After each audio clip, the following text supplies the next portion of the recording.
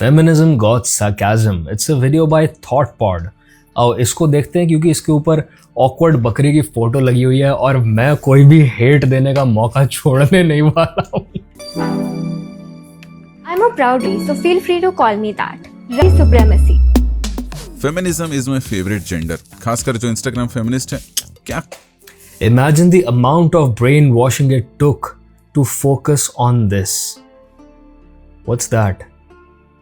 Tanning armpit hair? ये कैसा मुद्दा है भाई? ये फाइंड योर सेल्फ अ गाय जिसको आर्मपिट हेयर पसंद हो। लोगों के बहुत फेटिशेस हैं इस दुनिया में, बहुत अजीब। ये क्या मुद्दा है यार? काम कर रहे हैं यार उन लोग, मतलब जो वो इस समाज के लिए कर रहे हैं ना, शायद ही किसी के में दम होकर। भाइयों, अगर मैं अपने चैनल की फोटो में अपने बालों वाली बगलों की फोटो लगा दूं तो क्या तुम एम्पावर्ड फील करोगे? पाने का बहुत ज्यादा करेज और प्रिविलेज चाहिए उसके लिए। आज उनकी ही बदौलत हर घर फेमिनिस्ट मूवमेंट सफल हो पाई है। After watching all those reels, हर दादी अम्मा कहती है अगले जन्म वही फेमिनिस्ट की जो। मैं तो हैरान ही हो गया यार इन औरतों की मर्दानगी देखकर, मतलब इतने ज्यादा राइट्स हैं। डैम ब्रो, क्या रेफरेंस डाला है। ये शो मैं बचपन में देखा करता था अपनी माँ के साथ बैठ के, अगले जन्म मोहे बेटिया ही की जो। क्या डिप्रेसिंग शो था भाई, क्या डिप्रेसिंग शो था।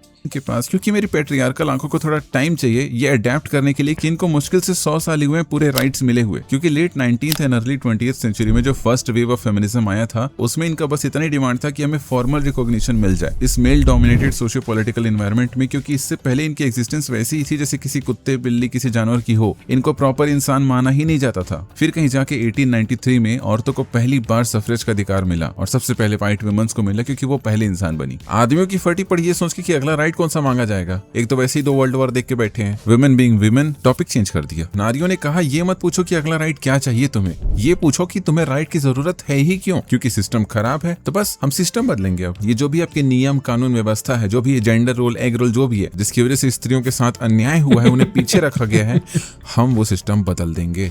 कैसे? ऐसा बिल्कुल इमीडिएट नहीं सोचे हैं बट सोचेंगे। तो सोच समझकर एक फेमिनिस्ट ने कहा हमें इंस्टीट्यूशनल रिफॉर्म चाहिए ताकि डिस्क्रिमिनेशन ना हो और जहां ये आदमी लोग काम करते हैं ना हम भी करेंगे वहां काम। तो दूसरे ने कहा ये पूरा ब्रो, ये क्या था? वो देखो कीबोर्ड में क्या कर रही है। नेशन ना हो और जहां ये आदमी लोग काम करते हैं ना हम भी करेंगे वहां काम। तो दूसरे ने कहा ये पूरा का पूरा सिस्टम ही पेट्रियार्कल है, पूरा चेंज करना पड़ेगा। तो तीसरे ने कहा हम तो महिला हैं, हमें पुरुष बनने की जरूरत ही क्यों है। हम लोग अपना फीमेल एसेंस प्रमोट करते हैं ना, क्योंकि एसेंशियलिज्म के कॉन्सेप्ट के हिसाब से हमारी कुछ कोर क्वालिटीज होती हैं जिन्हें हम बदल नहीं सकते, जो कि हमारी आइडेंटिटी को डिफाइन करती है। जैसे कि वुमेन में केयरिंग, कोऑपरेशन एंड एम्पैथी होती है, तो हमें उसके हिसाब से चलना चाहिए ना। ये क्या आदमियों की तरह कंपटीशन एग्रेशन में कूद रहे हैं? कुल मिला के इक्वल पे का अधिकार मिला इनको इसके तहत। और 1973 के रो वर्सेस वेड केस के जजमेंट के तहत लेडीज लोग को पहली बार रिप्रोडक्टिव राइट्स, इसके अलावा equal credit opportunity act, pregnancy discrimination act, no fault divorce, women's educational equality act और मैरिटल्स को इलीगल घोषित किया गया। ये सारी चीजें पहली बार यूएसए में हुई बिकॉज वो पहली मॉडर्न डेमोक्रेटिक कंट्री थी, पर बेस्ट नहीं थी। फिर कहीं जाके 1990 में सेकेंड वेव ऑफ फेमिनिज्म का अंत होता है और अब चल रहा है थर्ड वेव ऑफ फेमिनिज्म, जिसको अगेन इंडिया तक आते आते थोड़ा टाइम लगेगा क्योंकि आज भी हमारे देश में वुमेन्स सवाल पूछ रही हैं सोशल स्ट्रक्चर के ऊपर, रीति रिवाजों पर, कस्टम्स पर। मतलब वो अपने आर्टिकल 19(1)(a) का पूर्ण इस्तेमाल कर रही हैं। This is how I look after I got married. I always take Miss Divija instead of Mrs. Divija. Bro, why are you using clips from her Instagram भाई?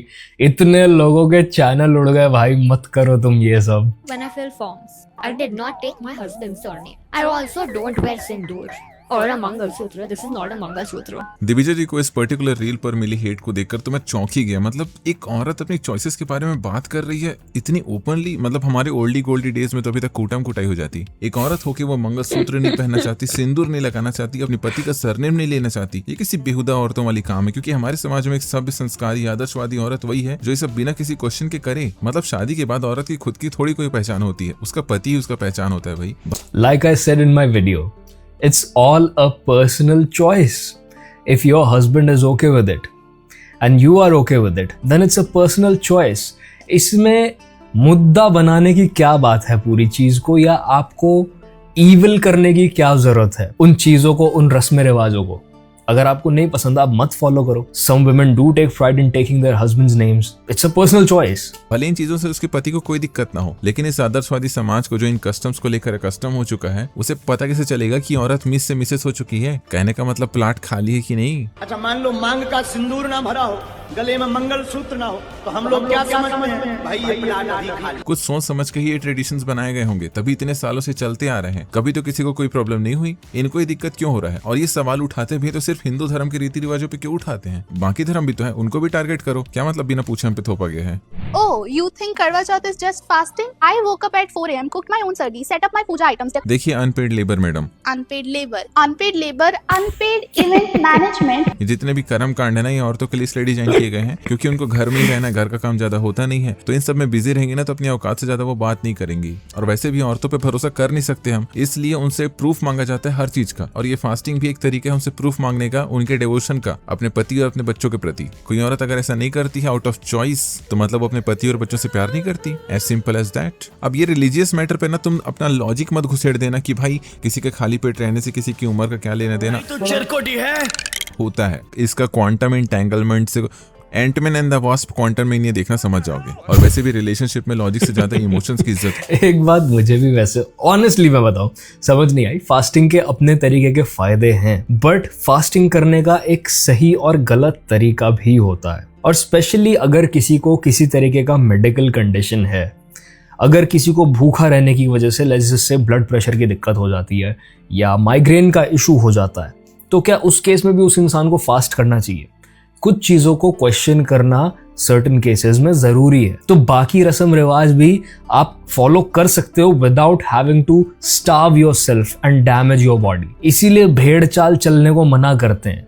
इसीलिए कहते हैं कि भाई लॉजिक भी लगाओ, किसी भी चीज में अंधा विश्वास मत कर लो, क्योंकि अंधा विश्वास करोगे तो आप अंधेरे में ही चल रहे हो। You walking a path of darkness होती है। अगर तुम किसी से प्यार करते हो तो पता कैसे चलेगा जब तक तुम गुलाब का फूल नहीं दोगे? वही तो पैमाना है तुम्हारे प्यार का। तो वैसे एक औरत को भूखा रहना पड़ेगा अपना प्यार प्रूफ करने के लिए। हस्बैंड के लिए उतना इंपॉर्टेंट नहीं क्योंकि वो मर्द है ना, तो नहीं कहे उसके लिए। Ant Man and the Wasp. क्या लगता है सोनम रघुवंशी ने अपने परिवार वालों को दिखाने के लिए अपने पति के लिए उपवास नहीं रखा होगा? दिखावे के लिए की होगी, पर दिखावा करके तो दिखाओ, दिखावे की दुनिया है। वैसे भी फेमिनिज्म की कोर आइडियोलॉजी अब दिखावे की तरफ जा रही है। My husband is very patriarchal that way. If क्यों तुम्हारा I have worn husband a set बोलते of, रहता है उतारो उतारो? अगर मैंने अपनी लॉन्जरी पहन तुम्हारा हस्बैंड बोलता रहता है उतारो उतारो? क्या प्रोफेशन है इस हस्बैंड का? के अगर मैं अभिषेक से मिलने गई तो he has a problem. Really? Yeah. How dare He says he? so How dare he? ये तुम्हारा हस्बैंड है, इसकी हिम्मत कैसे हुई? I mean this is for him also कि मैं अभिषेक तो मेरा दोस्त है ना। हाँ, अगर मैंने कपड़े तो कपड़े हैं, पहने तो है ना। पहने तो है ना। हाँ, लॉन्जरी हो तो क्या? तुम मुझसे ऐसे मिलने Bro, at this point I think it's safe to say कि मॉडर्न डे फेमिनिस्ट औरतों की कोशिश बस इतनी ही रह गई है कि हम लीगली कितना कम से कम ड्रेस कर सकते हैं। और इसमें ये भी नहीं सोच रहे कि जब आप अपने हस्बैंड की बात या एक रिलेशनशिप, एक शादी की बात करते हो, शादी is not just two people sharing a house और a room, it's also two people sharing responsibility, जिसमें एक दूसरे की इमोशनल वेलबींग की रिस्पॉन्सिबिलिटी भी आप बर्डन करते हो।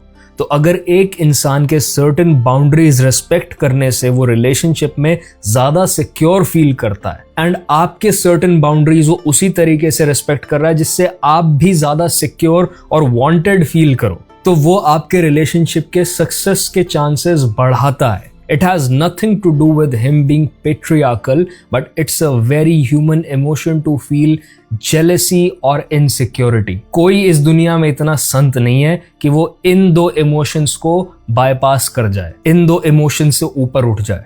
It's not possible. You will tell me what to wear. सुन मेरी बात. It's my Men feel the same way for every woman they very deeply and genuinely love. अपनी बेटियों और अपनी बहनों के बारे में भी वो ऐसा ही फील करते हैं कि इसको कोई देख तक ना ले गलत तरीके से। तो इस बात को इंस्टेड आप इस तरीके से कम्युनिकेट करो कि भाई मुझे ऐसे ड्रेसअप करना पसंद है, तो एटलीस्ट जब मैं तुम्हारे साथ जा रही हूँ, let me dress up this way because you are around to protect me. आप उस चीज को लड़ाई में ले जाते हो, ये कह के मैं अभिषेक से मिलने जाऊँ, अपने लौंडे दोस्त से मिलने जाऊँ, चाहे लॉन्जरी पहन के जाऊँ, तू कौन है भाई? इससे चीजें बिगड़ती हैं। This does not help anyone. choice. पति हो घर पे, बाहर नहीं।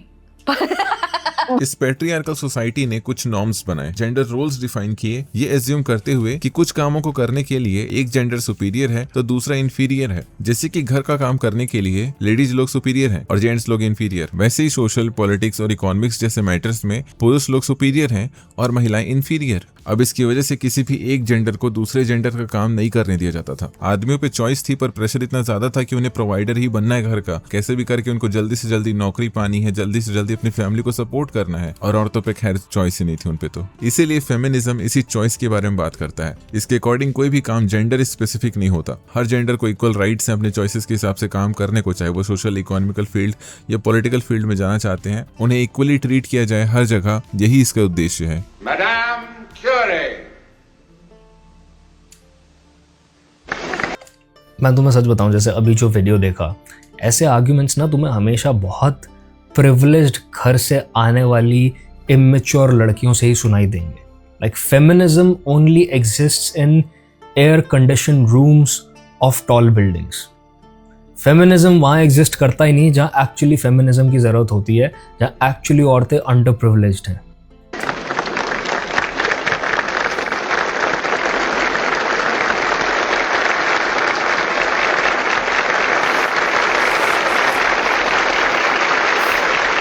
फेमिनिज्म हर उस रूढ़िवादी विचारधारा के अगेंस्ट है जो इंसानों को एक सांचे में ढालने की कोशिश करता है। लेकिन अब फेमिनिज्म को करप्ट किया जा रहा है कुछ नॉनसेंस मोटिव्स को उसके साथ अटैच करके, जैसे कि बॉडी पॉजिटिविटी, जहां लोग अपने अनहेल्दी, अनफिट बॉडी को फ्लॉन्ट कर रहे हैं। वो रीजंस दे रहे हैं ये असर्ट करने के लिए कि उनमें कोई खराबी नहीं है, सब सही है। I don't think body positivity is related to health at all. Medically, we still don't know what is a healthy body size. We don't know what's a healthy shape. What did she say? कि हमारे पास medically कोई proof नहीं है इस बात के।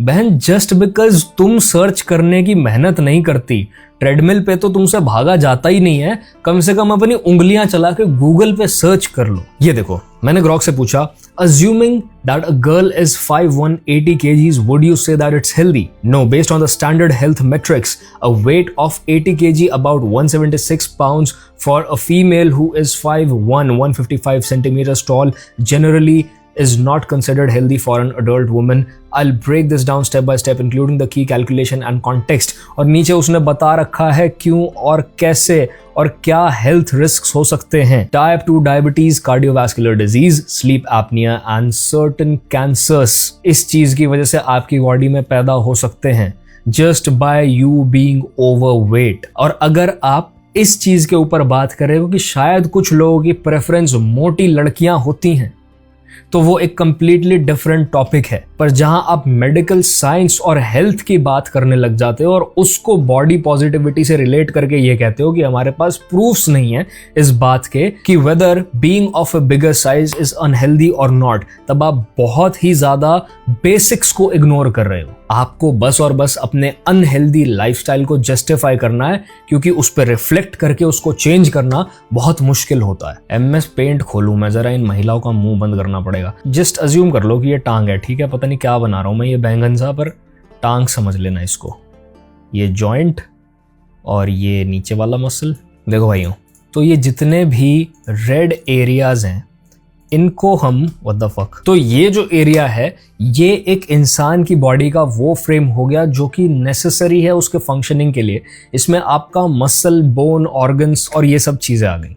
उसके बाद जो हमारी बॉडी में थोड़ा एक्स्ट्रा होता है वो होता है फैट, उन ऑर्गन्स की प्रोटेक्शन के लिए जो कि विसरल और सबक्यूटेनियस लेयर में एग्जिस्ट करता है। आपकी बॉडी जो ऊपर से मोटी होनी शुरू होती है वो केवल और केवल तब होती है जब आप जरूरत से ज्यादा खाना खाते हो। आपकी बॉडी उस एक्सेसिव एनर्जी को यूटिलाइज नहीं कर पाती आपके सेडेंटरी लाइफस्टाइल की वजह से, और आपके सबक्यूटेनियस लेयर में स्पेसिफिकली वेट बढ़ना शुरू हो जाता है और फैट स्टोर होना शुरू हो जाता है because of higher number of triglycerides. ये हमारे सबक्यू लेयर में फैट हो गया, जिसकी वजह से हमारी बॉडी शेप हो गई है खराब होनी शुरू। हमारी स्किन हमारे मसल के ऊपर से हट चुकी है, डेफिनेशन कम हो चुकी है, एंड यहाँ हम मोटे होने शुरू हो गए हैं क्योंकि हम हर शाम जाके मोमोज खा लेते हैं, वो भी फ्राइड वाले। तो अगर बहुत लंबे टाइम तक ऐसे ही चलता रहता है और आप अपने कैलोरीज मैनेज नहीं करते हो तो ये सबक्यूटेनियस लेयर का फैट बढ़ता जाता है और आप थुलथुले होने शुरू हो जाते हो और देखते ही देखते आपके बॉडी की पूरी शेप बर्बाद हो जाती है। अब फैट केवल और केवल सबक्यूटेनियस लेयर में नहीं बढ़ता है, जो कि एग्जैक्ट स्किन के नीचे वाला फैट होता है। फैट आपके ऑर्गन्स के ऊपर भी होता है विसरल लेयर में, जो कि टू सम एक्सटेंट जरूरी होता है ऑर्गन्स के प्रोटेक्शन के लिए obviously, but past some point वो उन ऑर्गन्स के फंक्शनिंग को अफेक्ट करने लग जाता है, उनकी हेल्थ को अफेक्ट करने लग जाता है। अब देखो मैं इससे पूछूंगा, does excessive fat cause PCOS and other hormonal issues? Excessive body fat, obesity does not directly cause PCOS, polycystic ovary syndrome, which is primarily a genetic condition influenced by factors like insulin resistance and androgen levels. However, there is a strong bidirectional relationship.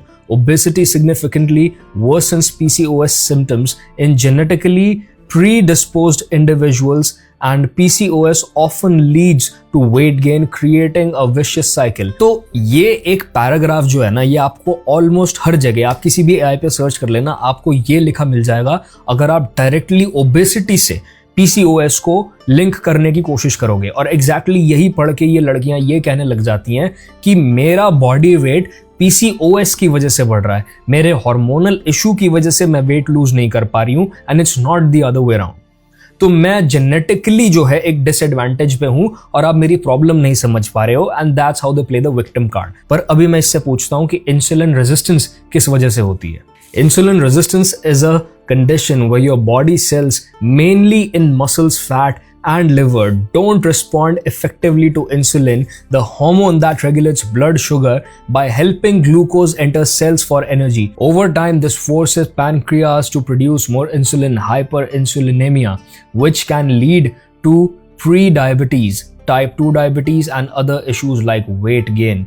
That exact causes aren't fully understood, but they're a mix of genetic, lifestyle, and environmental factors that create a vicious cycle of impaired insulin signaling. So excessive calories cause fat buildup and early insulin resistance via inflammation. Insulin resistance मतलब cells insulin को ignore कर देंगे, ज़्यादा fat deposit होगा, and you'll struggle with appetite dysregulation. Basically आपकी gut health खराब होनी शुरू हो जाएगी, जिसकी वजह से आपका weight बढ़ना शुरू हो जाएगा. And then excess fat disrupts estrogen androgen balance, जिसकी वजह से बहुत सारी लड़कियों को और जगहों पे हेयर ग्रोथ भी शुरू हो जाती है जहाँ पे उनको नहीं होनी चाहिए नेचुरली. लेप्टिन, ग्रेलिन जो कि हंगर हार्मोन्स होते हैं, एंड कॉर्टिसोल जो कि स्ट्रेस हार्मोन होता है, सबके बैलेंस को ये खराब कर देती है ओबेसिटी. और इस पूरे चीज का इफेक्ट आपके मेंटल हेल्थ पे ना आ जाए, ये हो नहीं सकता. जो one Google search away from knowing कि सबसे फिट दिखने वाली एक्ट्रेसेस जैसे Sara Ali Khan, Taapsee Pannu, Sonam Kapoor and Shruti Haasan have spoken openly about their struggles with PCOS.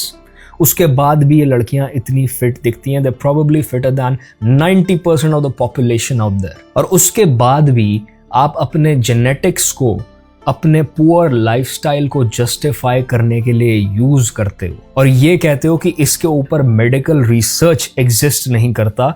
कोई हमारा साइज देख के ये नहीं बता सकता कि हम अनफिट हैं या अनहेल्दी हैं. मैडम पेट लटक रहा है आपका, थुल हुई पड़ी है, कुछ कर लो उसका, नहीं तो बहुत जल्दी जीवन खराब हो जाएगा. इसीलिए बुलिंग और हार्श क्रिटिसिज्म ना इस दुनिया में बहुत जरूरी है. I am speaking from personal experience, it works.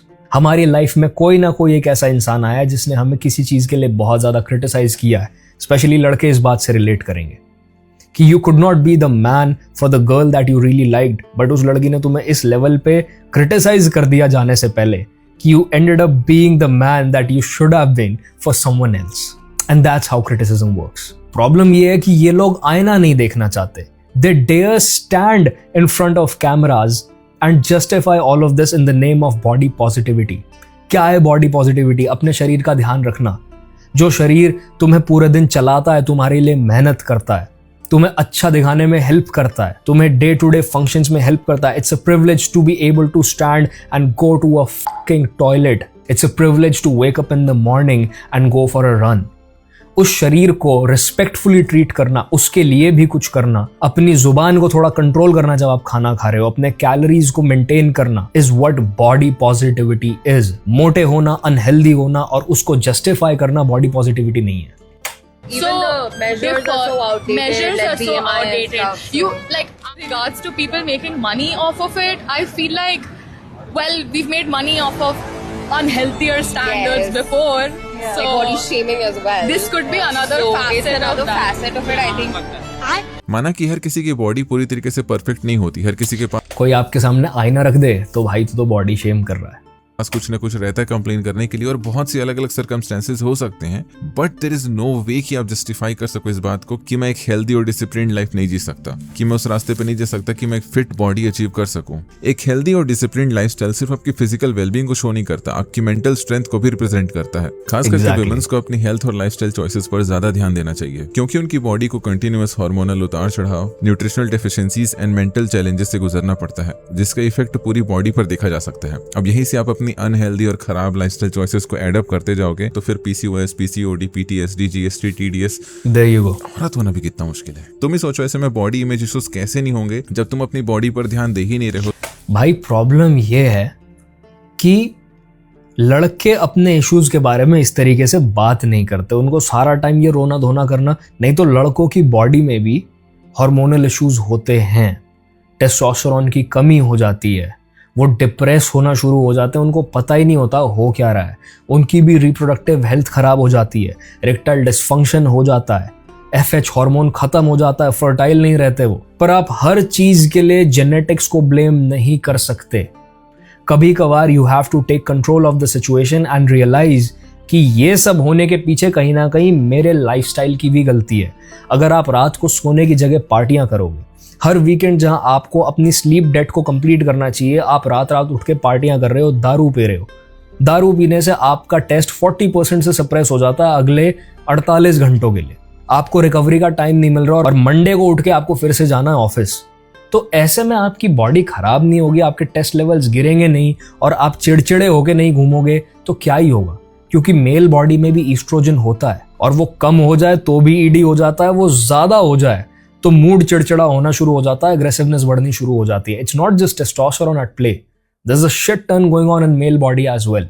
तो educate yourselves on these things भाई, ये सब मत करो। अगर आप आंख बंद करके एक फिट बॉडी वाला इंसान इमेजिन करते हो as your partner in bed, तो अगले इंसान को भी पूरा हक है कि वो आंख बंद करके एक फिट या हॉट लड़की को ही इमेजिन करे। उस पर कोई कंपल्शन नहीं है थुलथुली लड़की को एक्सेप्ट करने की।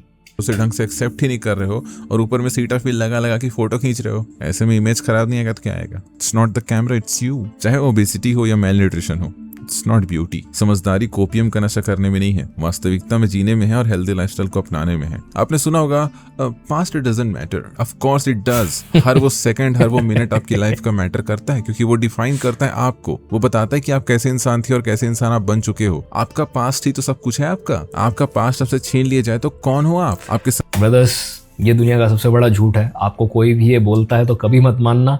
और हर आदमी अपनी लाइफ में अपने आप को और अपने प्यार को एक्सेप्शन समझने की बेवकूफ़ी ज़रूर करता है। याद रखो, you and me are just as average gets. कभी भी एक्सेप्शंस पे बेट मत करो, क्योंकि एक्सेप्शंस इस दुनिया में ना बराबर एग्जिस्ट करते हैं। लोग वक्त के साथ चेंज नहीं होते। A person who has stabbed you or someone else in the past will do the same in the future with someone else as well. तो कभी ये मत सोचो कि इसका अपने एक्स के साथ गलत बिहेवियर था तो सडनली मेरे लिए ये चेंज हो जाएगी, क्योंकि इसका एक्स तो ऐसे ही था। ये तुम्हारी जिंदगी की सबसे बड़ी गलती हो जाएगी। हम सबके लाइफ में कभी ना कभी कोई एक लड़की ऐसी रही है जिसने आके हमें पूरी स्पीच दी है कि पास्ट में मैं ऐसी हुआ करती थी, पास्ट में मैं वैसी हुआ करती थी। कोई भी मेरे बारे में कुछ भी आके तुम्हें कहे तो प्लीज एक बार आके मुझसे डिस्कस जरूर कर लेना, because I am not the same person anymore. Fast forward a few months, आपको समझ आना शुरू हो गए लोग इसके बारे में क्यों क्या कहते हैं। सारी सक्सेस, सारे फेलियर, सारे अचीवमेंट्स कहाँ हैं? ये कैसा इलॉजिकल सा आर्गुमेंट है कि पास्ट मैटर नहीं करता, क्योंकि इंसान की आदतें बदल सकती है, उसका नेचर नहीं बदलता। पर इसका ये मतलब नहीं है कि उसका बीता हुआ कल ही उसका फितरत आज है, पर उसका जो आज है वो उसके बीते हुए कल की वजह से ही तो है। मुझे समझ नहीं आता कि प्रॉब्लम क्या है लोगों को अपनी गलतियों को एक्सेप्ट करने में कि हाँ भी मेरे से गलती हुई थी और मैं उसकी पूरी जिम्मेदारी लेता हूँ और अब मैं अपने अंदर वो बदलाव लाऊंगा जिसकी वजह से मैं ये गलतियां दोबारा ना करूँ। ये पूरा थेरेपी का धंधा ही इसलिए एग्जिस्ट करता है क्योंकि पास्ट मैटर करता है। तुम जो चाहे वो पहन सकते हो, बस शर्त यह है कि तुम लड़की ना हो। हमारे पेट्रियार्कल सोसाइटी को बड़ी तकलीफ होती है जब वो लेडीज लोग को कंपैरेटिवली छोटे कपड़ों में देखते हैं। कुछ आदमियों को तो औरतों को छोटे कपड़ों में देख कर रेप करने का मन करता है और ये बड़ी प्रॉब्लमेटिक Bro, सिचुएशन है हमारी।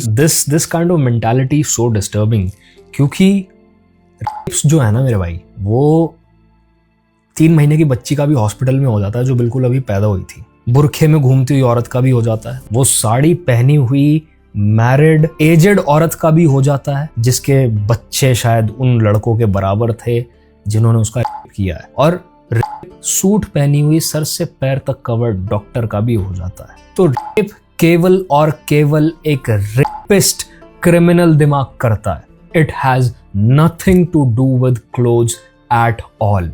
क्या आपको सर्टेन जगह में सर्टेन कपड़े पहनने चाहिए? क्या वो वहां पे सभ्य हैं? क्या वो वहां पे उस एनवायरमेंट में एक्सेप्टेबल है? Is a whole different argument. But अगर लड़की बिकिनी में भी घूम रही है, and I am serious about this, joke जैसा साउंड करेगा, अगर वो ना बराबर कपड़ों में भी घूम रही है, तो सभ्य समाज के सभ्य आदमियों के दिमाग में हमेशा ये आएगा कि यार या तो अपना मुंह घुमा लें या फिर पता करें इसको हेल्प की जरूरत तो नहीं है। Is she in some trouble? बस और बस एक क्रिमिनल रेपिस्ट दिमाग का आदमी ये सोचेगा कि मैं इसका फायदा उठा लूं, मौका है। कभी भी इस आर्गुमेंट को जस्टिफाई मत होने देना अपने आसपास कि कम कपड़ों की वजह से हो रहे हैं, कभी भी नहीं।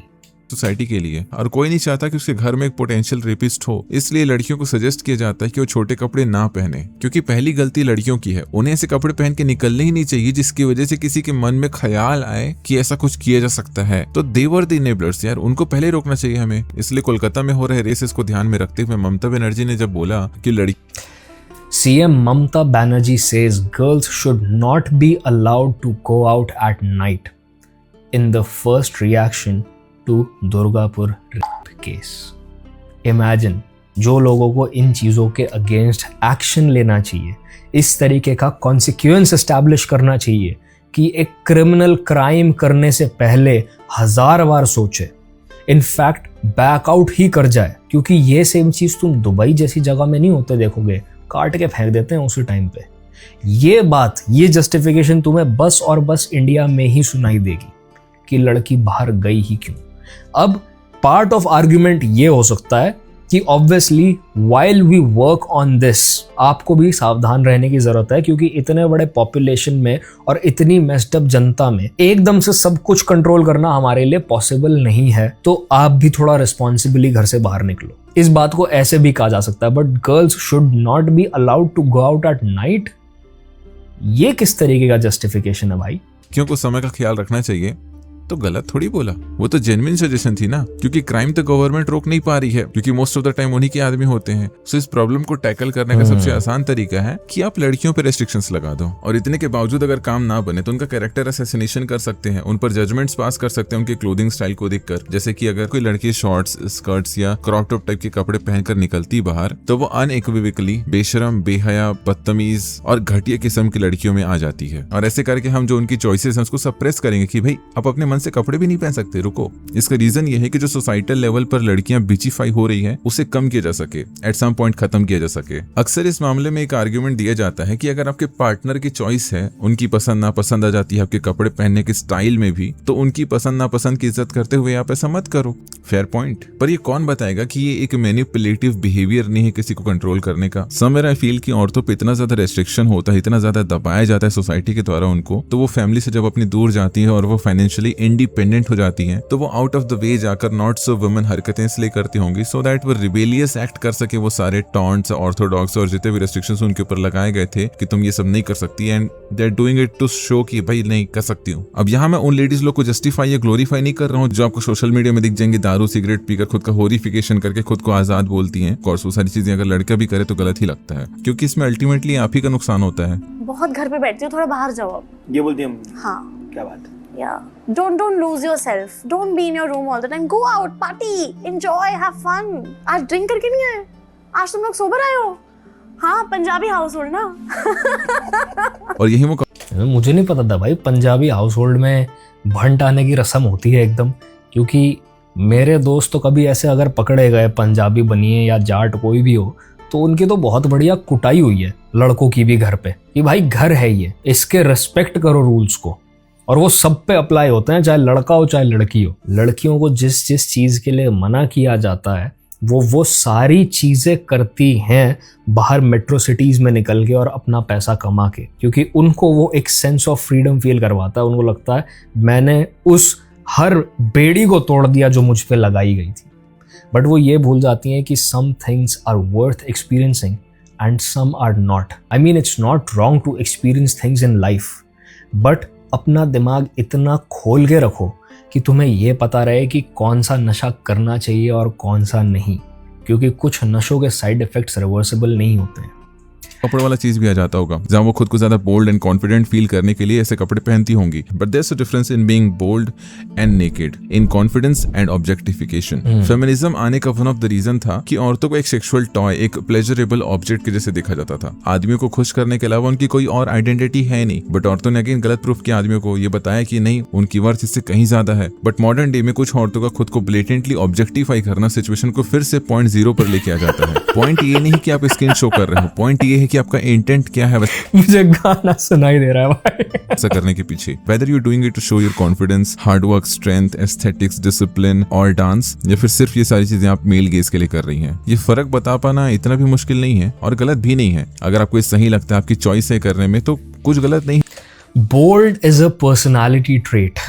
Being bold has everything to do with कि अगर मैंने ट्रेंड से हटके भी कोई फैशन फॉलो किया है तो मैं उसको बहुत कॉन्फिडेंटली वेयर करके चल रही हूँ। I am carrying it with confidence. But पता नहीं कब ये जजमेंट लोगों का इतना खराब हो गया इन चीज़ों को लेके कि नाउ ड्रेसिंग बोल्ड मीन्स कि हम वंस अगेन कितना लीगली नेकेड हो सकते हैं इसमें। इनफैक्ट ये सब आप कर पा रहे हैं because of the feminism, but feminism आपके ऐसा करने के लिए नहीं था। वैसे भी मुझे लगता है कि खुद की बॉडी को एज अ इंस्ट्रूमेंट ट्रीट करना और सामने वाले की लस्ट के ऊपर प्रे करके पैसे कमाना is the cheapest way to earn money. हो सकता है तुम मेरे से अग्री ना करो इस बात पर। तुम कह सकते हो कि जो बॉडी बिल्डर्स हैं वो भी अपना शरीर दिखा के पैसे कमाते हैं, बट वो सिर्फ अपना बॉडी नहीं दिखा रहे हैं वहां पास, वो अपना सालों का डेडिकेशन। सी इंटेंशन।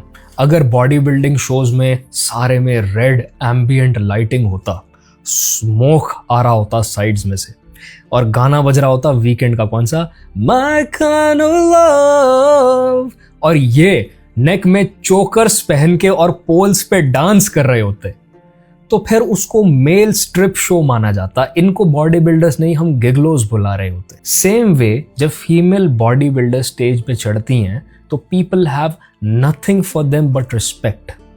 उनकी बॉडी में उनकी मेहनत देखी जाती है, ये नहीं देखा जाता कि वो बिकिनीज में आई हैं स्टेज पे। तो it's the intention that matters, और इंटेंशन फिजिकली प्रूव नहीं की जा सकती। बस इसी बात का ये लड़कियां फायदा उठाती हैं। अपना हार्डवर्क दिखा रहे हैं वापस, और उस हार्डवर्क के लिए उनको प्रेज मिलता है वापस। क्यों करोगे सर? मैं यहाँ का प्रदेश अध्यक्ष हूँ, मैं यहाँ शुरुआत करूंगा, जो वहाँ का अध्यक्ष हूँ। ओके, आप शुरुआत करना चाहते हो? आपको नशे वाले लोग अच्छे लगते हैं? नहीं लगते? ये तो कॉमेडी वीडियो कौन देख रहा है बैकग्राउंड में? क्या नाम है इसका? एंग्री एंग्री करके कुछ है ना? उससे काम ना करिए, सिगरेट मिलती है, दारू मिलती है, जाके बंद करवा दीजिए। दुकान में कपड़े मिलते हैं, बंद करवा दीजिए। मैं पहनना छोड़ दूंगी, मैं पूछना छोड़ दूंगी। तीखी बहस का ये वीडियो उत्तराखंड के ऋषिकेश का है, जहां मिस ऋषिकेश कॉन्टेस्ट चल रहा था। कॉन्टेस्ट के बीच एक संगठन के कुछ लोग वहां आ पहुंचे। इन लोगों ने कंपटीशन का विरोध किया, कहा कि ये वेस्टर्न कपड़े हमारे देश की संस्कृति के खिलाफ हैं। आयरनी देख रहे हैं आपस, वेस्टर्न कपड़े पहन के कोई बिगड़ता कैसे है, ये तो अब शर्ट और जीन्स पहनने वाले अंकल ही बता पाएंगे। And I think beyond feminism lies humanity. Financial independence का अगेन जेंडर से कोई लेना देना नहीं है। कहने का मतलब है खाना बनाना या पैसे कमाना, ये ऐसी चीजें हैं एकदम basic. Even when you get married, ये आपकी और आपके पार्टनर की इक्वली शेयर्ड रिस्पॉन्सिबिलिटी होनी चाहिए उस घर को चलाने के लिए जहाँ ये मैरिज एग्जिस्ट करता है। I just want to add to this कि तुम में से किसी भी लड़के को अगर ग्रोइंग अप ये बताया जा रहा है ना कि आदमियों का काम किचन में घुसना नहीं है and it's a feminine thing to do, भाई तुम्हें हैंडीकैप किया जा रहा है। जस्ट लाइक लड़कियों को पढ़ाई से या काम से रोकना उनको हैंडीकैप करने वाली बात है, वैसे ही लड़कों को कुकिंग ना सीखने देना या घर के काम ना सीखने देना उनको हैंडीकैप करने वाली बात है। ब्रो, मुझे खाना बनाना आता है, मेरी माँ ने मुझे रोटियां तक बनाना सिखा रखा है and I proudly flex this. मेरे ख्याल से इससे बड़ा फ्लेक्स नहीं हो सकता तुम्हारी लाइफ में कि you are a self sufficient individual. You want to depend on someone because you love them is one thing, but being dependent on them because तुम्हें कुछ करना ही नहीं आता is very unattractive। और ये बात हमेशा ध्यान रखना। ऐसा नहीं कि एक के पैसों में घर चल रहा है और दूसरा अपने पैसों से ऐश कर रहा है। मैंने ये बोल तो दिया, पर ये पार्टनर्स की आपसी समझदारी की बात है कि वो अपने फाइनेंसेस को कैसे मैनेज करते हैं। पर बॉटम लाइन ये है कि मैरिज इज अ पार्टनरशिप और पार्टनरशिप के जैसे ही उसे ट्रीट किया जाना चाहिए। अगर एक पार्टनर फाइनेंशियली कंट्रीब्यूट नहीं कर पा रहा है तो फिर वो अपना फिजिकल इनपुट देगा, अपना लेबर देगा अपनी साइड की रिस्पॉन्सिबिलिटी को पूरा करने के लिए। और यहीं बस वो वाली दिक्कत आती है जिसको लेकर बहुत से फेमिनिस्ट लोग चिल्लाते हैं इंटरनेट पर, अनपेड लेबर। अब घर का काम मतलब घर का हर काम और हर किसी का काम। अगर फैमिली बड़ी है तो फिर इतने सारे लोग हो जाएंगे कि वो घर का काम नहीं, वो बंधुआ मजदूरी जैसा लगने लगेगा, जो कि बहुत सारी इंडियन वुमेन्स कर रही हैं बिना किसी क्वेश्चन के। पर इन सब में जो इग्नोर हो जाता है वो है घर का पुरुष। भाई वो भी तो मेहनत कर रहा है यार, पैसे कमाने आसान थोड़ी होते हैं। वो भी घर से निकल रहा है, इतने सारे टेंशन्स ले रहा है, झेल रहा है। पर ठीक है इसका सोल्यूशन बड़ा सिंपल सा है, दोनों काम पे जाओ, घर का काम भी बराबर, बाहर का काम भी बराबर। वैसे भी कैपिटलिस्ट कंपनीज मर्दों को इसीलिए लेना चाहती है क्योंकि वो 12 महीना बिना किसी कंप्लेन के काम करते ही रहते हैं मशीन के जैसे। पर जैसे जैसे वुमेन पार्टिसिपेशन बढ़ रहा है जॉब में, चीजें इंप्रूव हो रही हैं। कम से कम छुट्टियों को तो सीरियसली लिया जा रहा है। Would I get paid more if I was a man? Probably. Men are just stronger, faster, smarter, more intelligent. I said that twice, so I don't know what that says about me. In sports, yes. In a lot of the other fields as well, हाँ, आदमियों की problem solving ज़्यादा अच्छी होती है and they are able to push their bodies and brains more. But in most of the corporate spaces, दिमाग का ज़्यादा काम होता है। तो a man's reflex, ability to fight or run faster has nothing to do with pay gaps in corporate spaces. ये बहुत ही एक इलॉजिकल बात है इस जगह के लिए। कोई कहे कि भाई स्पोर्ट्स में वुमेन स्पोर्ट्स पैसा कम क्यों कमाती हैं, because nobody watches women sports, let's be honest. और उसका रीज़न है, people like to see that intensity, that ferocity जो उनको वुमेन स्पोर्ट्स में नहीं मिलेगी। वो आदमी ही जब बास्केटबॉल, फुटबॉल और क्रिकेट खेलते हैं तब देखने को मिलती है, एंड इसीलिए people watch that instead. Whereas if I talk about motorcycle और F1 sports, तो F1 में बहुत strong reflex चाहिए होता है। और अगर तुम्हें लगता है बस गाड़ी में बैठ के गाड़ी चलाने का काम है, तो तुम्हें पता होना चाहिए कि F1 रेसर्स की नेक्स कितनी थिक होती हैं। उनके लोअर बैक्स और नेक्स को बहुत इंटेंसिवली ट्रेन करके कंडीशन किया जाता है, because every time the car moves, accelerates और टर्न्स, उनके ऊपर इस लेवल का फोर्स पड़ता है कि वो उनको क्रश कर सकता है, वो उनको स्पाइनल इश्यूज या इंजरीज दे सकता है लॉन्ग रन में। तो यस, इसीलिए वहां पे भी आदमी डोमिनेट करते हैं। जहां पे भी फिजिकल कैपेबिलिटीज और रिफ्लेक्स की बात आ जाएगी, उन फील्ड्स में आदमी डोमिनेट करेंगे। बट दिमाग वाली चीजों में ये नेसेसरली ट्रू नहीं है। They also like take less sick days. They're more consistent over a period of a month. You're the fucking 4th highest paid person in the team, and you're less than half of the age of the highest people who are higher paid than you. I mean, that's part of the argument that I agree with, because companies only care about profits. ये एक sad चीज़ है, but companies only care about profits and meeting their goals. तो जो इंसान कम छुट्टी लेगा, जिसकी immunity ज़्यादा अच्छी होगी, वो ज़्यादा ऑटो इम्यून डिजीज़ की वजह से बार बार बीमार नहीं पड़ रहा है, या फिर छुट्टियाँ नहीं ले रहा है, या फिर लड़कियों को अपने पीरियड्स की वजह से भी वीकनेस हो जाती है बॉडी में और उससे छुट्टियां लेनी पड़ जाती हैं, उस वजह से उनको ऐसा लगता है कि ये कंपैरेटिवली इतना काम नहीं कर पा रही हैं और वो आदमी को हम एक्स्ट्रा काम करवा के ज़्यादा पुश करवा पाएंगे, तो he will and up meeting the same goals faster. और ये भी एक रीज़न है जिसकी वजह से ये मेल एम्प्लॉयज़ को ज़्यादा प्रेफर करते हैं। तो हाँ, that's part of the argument that I do agree with, क्योंकि ये एक फैक्ट है जिसको कोई डिनाई नहीं कर सकता। Would I get fucking paid more if I was a man? और हमारे देश की गवर्नेंस में तो वुमेन्स का पार्टिसिपेशन इंप्रूव होना बहुत ही ज्यादा जरूरी है। जैसे आशुतोष एक इंडियन सॉफ्टवेयर डेवलपर है जो स्वीडन में रहते हैं। उन्होंने वहाँ के वर्क लाइफ बैलेंस और जेनरस एनवायरनमेंट के बारे में डिस्क्राइब किया कि कैसे वहाँ 30 दिनों की सालाना पेड वेकेशंस दिए जाते हैं, जिसके अप्रूवल के लिए उन्हें अपने बॉस को बस इन्फॉर्म ही करना है और कुछ नहीं। इसके अलावा 30-40 हजार का वेलनेस अलाउंस मिलता है जिम मसाज के लिए सालाना, वो भी। और वर्क फ्रॉम होम अगर करना है तो ऑफिस सेटअप के पैसे भी दिए। That's a dream job. अगर इंडिया में ऐसा कॉर्पोरेट कल्चर होना, किसी का कोई कंप्लेन ही ना रहे। Imagine having 40,000 a year for your gym membership. कितने तगड़े जिम में जा सकते हो तुम, सोचो। जाते हैं प्रॉपर। और 480 दिनों का जो पेरेंटल लीव पॉलिसी है वो तो यही कारण है कि स्कैंडिनेवियन कंट्रीज इतनी ऊपर क्यों है हैप्पीनेस इंडेक्स में। इसके अलावा जो एक कॉमन फैक्टर है इन स्कैंडिनेवियन कंट्रीज में वो है उनका वुमेन पार्टिसिपेशन। वहाँ की गवर्नेंस में वुमेन का पार्टिसिपेशन सबसे ज्यादा देखने को मिलता है। पार्लियामेंट में लगभग 45% और कैबिनेट में 50% के आसपास। और जो हैप्पीनेस इंडेक्स में सबसे ऊपर है फिनलैंड, वहाँ तो 61% मिनिस्टर्स वुमेन है और इन 5 में से 2 कंट्रीज के पीएम भी वुमेन है। वहीं हमारे देश में पार्लियामेंट फीमेल पार्टिसिपेशन 14% के आसपास है और कैबिनेट में 7.4% के आसपास। और इंदिरा गांधी के बाद हमने कोई फीमेल पीएम देखा भी नहीं है। और सैडली इस कॉन्टेक्स्ट के ऊपर मैंने एक भी सोशल मीडिया फेमिनिस्ट की वीडियो नहीं देखी जो कि सच में एक इम्पैक्टफुल चेंज ला सकती है हमारी सोसाइटी में। That's so true. कभी भी एक्चुअल मुद्दों के ऊपर तुम इन लड़कियों को बात करते नहीं देखोगे। बात भी कौन कर रहे होते हैं? वो लड़के जो एक्टिवली इन सूडो फेमिनिस्ट औरतों को क्रिटिसाइज करते हैं, जिनको मिसोजिनिस्ट बोला जाता है, जिनको पेट्रियार्कल सोसाइटी का सपोर्टर बोला जाता है। वो लोग एक्चुअल मुद्दे उठा रहे होते हैं जो एक्चुअली औरतों को अफेक्ट करते हैं, और ये लड़कियां नहीं उठा रही होती।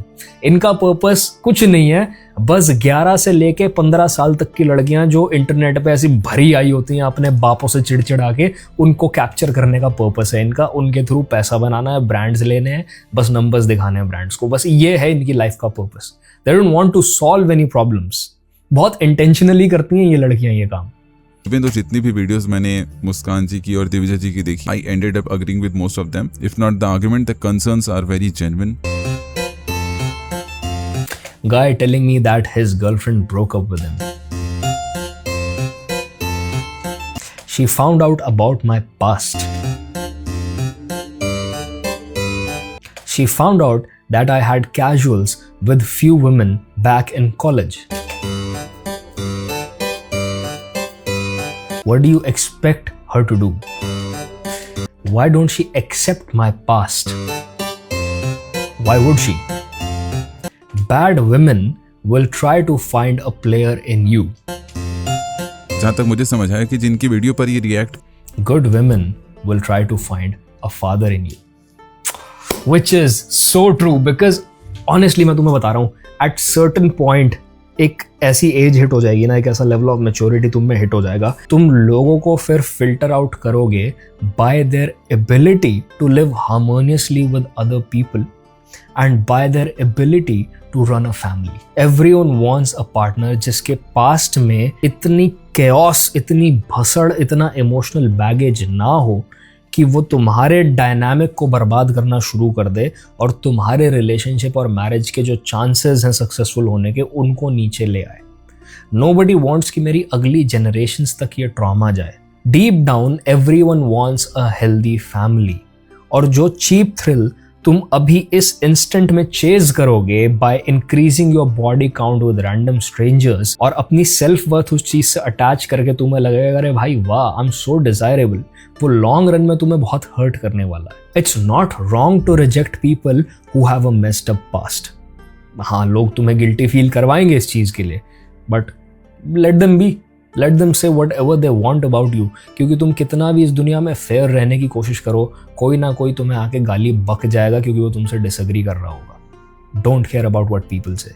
कर रही हैं वो बात कर रहे हैं उन बैड वुमेन्स की जो आदमियों को एक सेक्सुअल टॉय की तरह देखते हैं, और गुड वुमन उसको कह रहे हैं जो तुम्हारे साथ फ्यूचर देखती है, मतलब फादर देखती है। अब कहने का मतलब है कि वो सिर्फ आउट ऑफ लस्ट एक्ट नहीं कर रही है, उसको एक कौन सी अच्छी औरत अपनी लाइफ में ऐसा आदमी चाहेगी जो सारा टाइम नई नई लड़कियों में थ्रिल ढूंढता रहता है? क्योंकि ऐसे आदमी की बेटी का कल क्या हाल होगा? ऐसे आदमी के बेटे क्या कभी भी रिस्पेक्टफुल बेटे बनेंगे? क्या कभी भी उनको फीमेल्स के लिए रिस्पेक्ट बिल्ड हो पाएगी दिमाग में? नहीं, वो बस ऑब्जेक्ट्स की तरह देखने वाले हैं फीमेल्स को, and it's the same for the girl. She will grow with issues and the same cycle will continue. But even after claiming to be a therapist, awkward goat का दिमाग इस लेवल ऑफ थॉट को process ही नहीं कर पाता, उसका fuse उड़ जाता और वो कॉपीराइट मारने चल पड़ती है लोगों को। सेक्सुअल टॉय की तरह नहीं देख रही है, बल्कि सामने वाले के कैरेक्टर, पर्सनालिटी, बिहेवियर सबको एक। Soon people will realize they had fun at the cost of their own lives. ये लेसन जेंडर न्यूट्रल है, बट इन द वीडियो लड़कों के लिए टारगेटेड था। बट अब तुम इस लड़की की बात सुनना, क्योंकि ये वीडियो मैंने इसकी देखी हुई है। अकाउंट में ले रही है और आने वाला कल देख रही है, ना कि लिखो फिको पेन जैसे। अब यहाँ पे हिडन मिसोजिनी फाइंड आउट करना आई गेस पर्सपेक्टिव का खेल है। But even in this seemingly harmless video, there is hidden misogyny. दिविजय जी खुद को psychologist Hi, I'm Divija Bhasadu.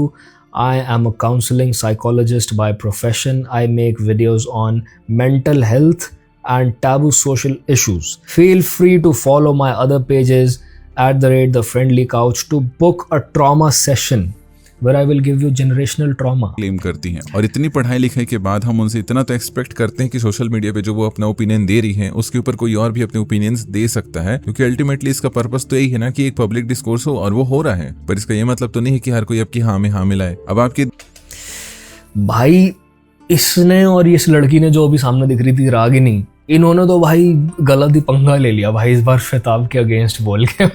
पूरा इंटरनेट इनको गाली बक रहा है इस टाइम। दिए गए ओपिनियन पर कोई अपना ओपिनियन दे और उसको सुन के आप ऑफेंड हो जाएं और उसको स्ट्राइक दे दें, ये कहाँ की समझदारी है। कोई आपके कंटेंट को पसंद नहीं करता तो आप उसको ब्लू ड्रम में यानी कि उसके डेथ को विश कर रही हैं। आप कहीं ना कहीं ये सारी चीजें आपकी साइकोलॉजी की तरफ ज्यादा क्वेश्चन कर रही हैं। इमेजिन ऐसे साइकोलॉजिस्ट से काउंसलिंग लेना जो इतनी इजीली अपना टेम्पर खो देती है। Okay, so I and the video here for 2 reasons. एक तो भाई ने आगे ऑकवर्ड गोल्ड का कंटेंट कुछ ज़्यादा ही प्ले कर रखा है, तो भाई ऐसा मत करो।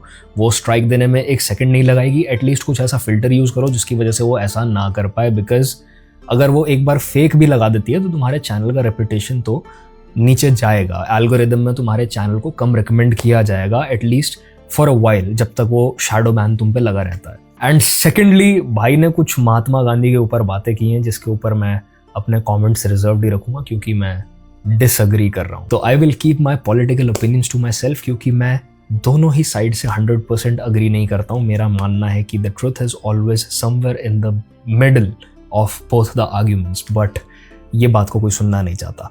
तो this is it for this video भाइयों। I will see you brothers in the next one. Piece.